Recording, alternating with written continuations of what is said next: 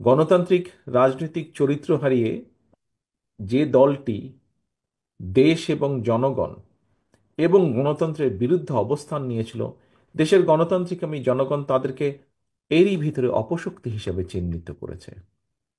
আমরা যদি 1971 সাল, 75 সালের 7ই নভেম্বর, 90 এবং সর্বশেষ 2024 সালে বীর জনতার রক্তক্ষয়ী অভ্যুত্থানের যে ধারাবাহিকতা, দেশের গণতান্ত্রিক আমি জনগণ বর্তমানে দুটি বিষয় সম্পূর্ণভাবে একমত।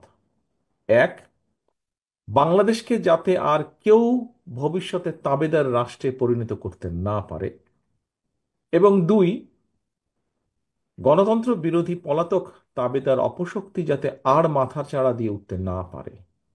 এই দুটো বিষয় কিন্তু বাংলাদেশের গণতান্ত্রিক আমি জনগণ আর কোনো আপোষ মানতে রাজি নয়, আপোষ করতে রাজি নয়। একজন রাজনৈতিক কর্মী হিসাবে এটি আমি উপলব্ধি করি।